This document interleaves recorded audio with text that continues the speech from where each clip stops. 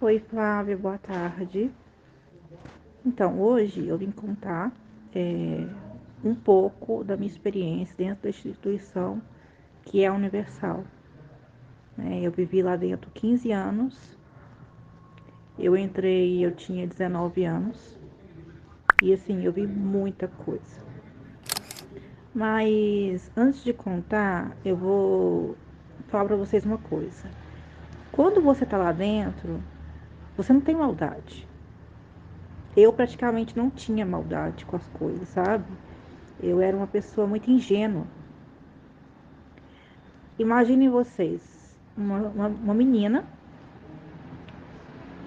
filha de militar, né? Pai super rígido, uma pessoa que, uma menina que não saía de casa, a não ser que o pai deixasse, descobre uma depressão, né? Aos 19 anos. Eu comecei a emitir sintomas de depressão aos 19 anos por ser muito presa, né? E devido a problemas que eu passei na infância, eu vivia muito doente. Eu fui criada num hospital até os 6 anos de idade, né? Eu não andava até os 6 anos de idade e foi descoberto com isso a epilepsia. Então, para uma criança, isso para mim não foi complicado, mas ao mesmo tempo me afetou, sabe? Eu tô explicando isso para vocês porque vocês vão entender ao longo do áudio. É, eu entrei, né, para a instituição, como eu falei anteriormente, aos 19 anos. E eu tinha, antes de entrar na instituição, eu tinha uma vida muito normal. Eu estudava, né, eu tinha saúde, mesmo tomando remédios, né, eu tinha saúde. E um belo dia eu saí, né? Falei pro meu pai que eu queria ir pra rua e ele deixou. E foi quando eu vi a igreja. O que me chamou a atenção foi muitos jovens que eu vi dentro dessa igreja. E era um sábado. Eu entrei, sentei na última cadeira e veio até mim uma obreira. E ela estava chorando, né? Porque até então eu tinha depressão e tinha tentado me cortar, né? Então ela perguntou como é que você tá? Qual o seu nome? Isso que eles fazem, né? Quando a gente chega lá. E eu falei que eu tinha tentado me cortar e que eu estava com depressão. Foi quando tudo começou. Assim, eu falei com meu pai que eu tinha conhecido na igreja, que eu queria participar, só que a obreira teve que ir lá conversar com meu pai, porque eu mesmo com 19 anos, meu pai não deixava eu sair, e como eu expliquei para vocês. E foi quando eu iniciei, dentro da Universal. Eu virei evangelista, virei membro ativa e praticamente morava na igreja. Aí de lá para cá eu não quis estudar mais, eu quis ficar nas terças, nas quartas, nas sextas, no sábado e domingo na igreja. Meu pai já estava me vendo como uma drogada, porque ele começou a me trancar dentro de casa, falando que eu não tinha que ir para a igreja, que lá eles não prestavam. Só que eu não acreditei, gente, eu não acreditei. E com isso, a minha vida virou um inferno, porque eu tinha que obedecer ao meu pai, mas eu não queria obedecer para poder ficar na igreja. Às vezes para dormir lá dentro, porque tinha uma obreira que dormia lá, que ela ajudava com os propósitos, eu não entendia muito bem, mas eu queria também dormir junto com ela, tá? E assim, essa obreira começou a me ajudar. Ela tinha a casa dela era quase na rua da igreja, a família toda da igreja. Meu pai, ele viu, ele chegou ao ponto que ele começou a deixar, sabe? Ele começou a deixar porque ele viu que não tinha jeito, que eu não ia sair. Eu tava, assim, decidida a ficar. Só que o que acontece, gente? Eu conheci, nessa primeira igreja que eu fui, o pastor não tinha nada no nome dele. E teve um dia que ele deixou escapar, quando a gente estava lá, que ele tinha coisas no nome dele. Tinha um lote no nome dele. e coisas que ele comprava que estavam no nome dele. E, enfim, assim, e ninguém, não, eles não podem ter coisas no nome, né? Hoje eu sei disso por causa das denúncias, mas é, eu conheci pastores muito bonzinhos, que realmente, que realmente acreditavam na obra, esposas boas, mas sabiam da verdade, né? Sabiam que a igreja pessoal não presta, mas estavam ali porque não tinha aonde ficar e etc. Na época eu não entendia isso, mas hoje eu entendo. Só que aquelas coisas que eles soltavam, eu não levava a sério, porque assim, eu não via como maldade, entendeu? É, eu vi obreiros sem nada de Deus, nada. Isso, por exemplo, foi com uma pessoa que eu namorei por 5 anos. Ele, sabe, um lado oculto, pornográfico muito grande. E eu achava, tipo assim, ah, não, Deus, Deus perdoa. Eu achava que era algo normal. Não normal a pornografia, mas assim, eu tentava fechar os olhos para essas coisas, entendeu? É, eu vi obreira que veio mendiga, ela chegou a dar tudo para a igreja, entendeu? Ela dava a aposentadoria dela para a igreja, ela tudo que ela recebia, tudo que ela ganhava, ela dava para a igreja. E teve uma vez que os obreiros teve que dar banho nela, porque é aquela coisa, eles falam que cuida das almas, mas não é verdade. Eu lembro que na época ela dava tudo e chegou até depender de outras pessoas para poder comer. Então, os pastores não estavam nem aí, gente. A gente achava assim, ela ia para a igreja para comer e para tomar banho. Que ela chegou a esse ponto. Na época eu não me intrometi muito, mas eu fiquei, assim, eu era da mesma igreja que ela, então assim, eu fiquei sabendo disso. Eu já cheguei a ver ela lá na igreja. Então você vê que como que a igreja, ela afunda a pessoa. Eu já cheguei a vender muita roupa minha, muito sapato. Meu pai na época era modelista, ele fazia muita roupa para mim. E todas as roupas que ele me dava eu vendia para tal da Fogueira Santa. Eu vivia num tormento doido porque eu queria fazer todos os propósitos. Aí chegava o dia de cumprir, eu não tinha dinheiro, porque eu não trabalhava também. Aí eu cheguei a trabalhar na rua. Mas assim, gente, olha, tudo isso que eu tô contando são coisas que eu fui vendo e coisas que eu vi na pele, entendeu? Eu já vi pastor dando de cima de membro. Só que eu achei que, tipo assim, ele estava orando. Não, mas aí depois eu fui descobrir que o pastor estava dando em cima, entendeu? Assim como já aconteceu comigo, que o pastor me chamou para sair, e foi um dos motivos também que me fez sair da igreja. Eu não quis, eu não quis de jeito nenhum, porque eu achei que eu estava afundando ele, eu achei que eu estava sendo uma pombagira na vida dele. O meu irmão adotivo, ele é obreiro. Ele é obreiro até hoje, eu fico assim, com o coração apertado, porque ele mora de aluguel, nunca consegue conquistar nada. A minha mãe tem 3 filhos. A minha mãe tem 3 filhos, mas esse é adotivo porque ela casou com o pai dele. Então meu irmão, a gente considera ele como irmão. A gente sempre tratou ele como irmão. E tem muitos anos já que minha mãe está com o pai dele, tem 8 anos. E ele tinha apartamento, tinha móveis, tudo, e ele desfez de tudo na Fogueira Santa.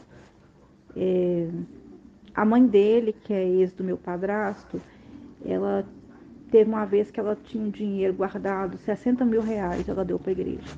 Hoje em dia ela vive numa casinha muito simples, ela vende bombom na rua. Por quê? Porque ela fala que os pastores colocam na cabeça que eles têm que ter, trabalhar de carteira assinada, te prende e você não vai ter tempo para Deus.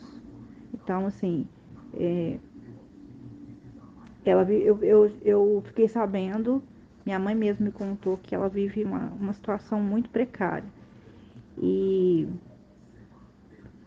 o meu irmão, que é obreiro, ele vive pegando dinheiro com o meu padrasto, sabe, para se manter. Ele conquistou um Chevette, assim, e ficou super feliz, achando que era carro do ano. Foi a única coisa que ele conseguiu conquistar, porque ele, final do ano, dá 13º, dá tudo para a igreja. Ele e a mulher dele. E eles têm um filho, né? Ele falou que não queria filho, não queria filho, e a obreira falando que queria, até que nasceu. Hoje em dia ele é apaixonado por criança. Então você vê assim que a vasectomia não é bem aceita. E muitas das vezes pelas obreiras, né? Porque elas querem ter filhos. Então, ele não queria, porque o pastor falou com ele que filho não é de Deus. E ela bateu o pé, ficou sem tomar anticoncepcional. Ela fez de verdade, de pirraça. Enganou ele, né, de certa forma. E tem um filho hoje. Mas assim, gente, eu já vi esposas tomando antidepressivo. Porque sempre que eu estive em alguma igreja, eu sempre tentei participar de grupos. E eu sempre fui muito comunicativa. Então eu me filtrava no meio deles, porque eu queria ser esposa. Eu já tentei orar com um obreiro que queria ser pastor. E ele falava comigo assim, que queria namorar comigo, mas eu tinha que ter o Espírito Santo. Ele me falou comigo assim uma vez, eu te dou um mês para você receber o Espírito Santo. Eu achava que eu não tinha o Espírito Santo, porque eles falavam que eu tinha uma doença, que eu tomava, quem tomava remédio não tem o Espírito Santo, eles falavam isso. Já me foi falado isso algumas vezes. Já falaram comigo assim que a pessoa que dorme de tarde, ela é preguiçosa e que Jesus não gosta da pessoa que dorme de tarde, então a pessoa que trabalha à noite não pode dormir de tarde, ela é preguiçosa. Hoje em dia eu consigo ver a verdade, sabe? Eu fiquei muito doente, tive síndrome do pânico, a minha depressão ficou mais forte ainda do que já estava, por causa da opressão, por causa das reuniões. Eu participei, eu cheguei a participar 2 anos direto das reuniões de sexta-feira. E tudo que eu usava, eu passava mal. Gente, se o diabo existe, vocês acreditam, vocês podem ter certeza que eu já vi ele. Aqueles negócios que eles falam de vulto, voz, etc., acontecia comigo. E eu nunca tinha visto nada. Mas tudo aquilo é consagrado. Olha, uma igreja que eu passei, eles pegavam os pedidos, né? Colocavam no altar. Ah, oração pela família, vem aqui, traz uma oferta e o nome. Eles levavam lá para trás da igreja, no final da reunião, jogavam fora. Falavam que ia queimar, que ia levar para um monte. Mentira, eles queimavam tudo. Eles não queimavam. Eles pegavam aquilo ali, jogavam fora, tacavam fogo. Pronto, acabou. Ah, o pastor ia depois ia dormir. O pastor muitas das vezes falava assim, ah, nós vamos morar de madrugada, que não sei o quê. Ia pro quarto. Falava que estava no monte, mas estava dormindo. Entendeu? Então, eu já vi tecladista que nunca deu dízimo onde eu estava. O tecladista falou assim, eu não dou dízimo, não. Isso não é verdade. Ele nunca dava dízimo, nunca dava oferta, porque ele sabia da verdade. Ele recebia um salário como tecladista e nunca dava nada. Eu achava super estranho. Eu falei, gente, como é que um tecladista que não dá oferta, não dá dízimo, tá como tecladista? Mas depois eu deixei pra lá, a consciência dele e Deus. Mas eu vi muita coisa, gente. Eu já vi pastores levarem, é, sabe, relógio, telefone, tudo para o escritório depois que as pessoas deram o tal sacrifício lá, né? Desfizeram para que Deus honrasse. As esposas escolhiam entre si, entendeu? Pastor que bebia, caía de bêbado no sábado, no final do dia, à noitinha, estava tão bêbado que no domingo de manhã não podia fazer reunião. Eu vivi 15 anos dentro dessa obra, que não é obra. Pastor que vendia gravata, cortava pedacinhos da gravata e vendia por R$ 200, falava que era uma oferta de R$ 200, R$ 100 que Deus ia honrar porque ele estava usando, ou seja, ele é homem de Deus. Então, gente, eu vi muita coisa. Eu estou tentando contar para vocês o que eu estou lembrando aqui, para que a Flávia mostre para vocês a verdade. E é a verdade mesmo. Eu estou há 2 anos fora desse sistema, agora que eu estou me libertando, entendeu? É, tem dias que eu fico com medo, porque, como eu falei para vocês, eu fiquei muitos anos nas reuniões de sexta-feira e essas reuniões causaram tormento no meu cérebro e eu estou tentando me libertar. Eu uso muito fone de ouvido porque as reuniões causaram muito impacto na minha vida, porque tinha muito barulho, o pastor gritava, o pastor batia a mão no púlpito, aquilo ali tudo atormentou meu cérebro. E até relatei à Flávia que eu tenho muita dificuldade para dormir ainda, mas eu estou me libertando, estou conseguindo me libertar, mas é aos poucos, não é de uma hora para outra. Esse lugar causa sequelas que marcam. Tem dia que eu fico de fora, dentro de casa, escuto. Aí depois passa do nada, eu tiro, eu fico normal. Porque causou um medo em mim, entendeu? Eu fui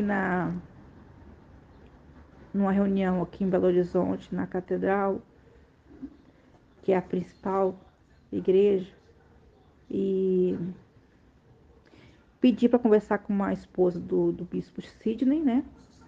O bispo Sidney, ele é bêbado, ele bebe muito, tá?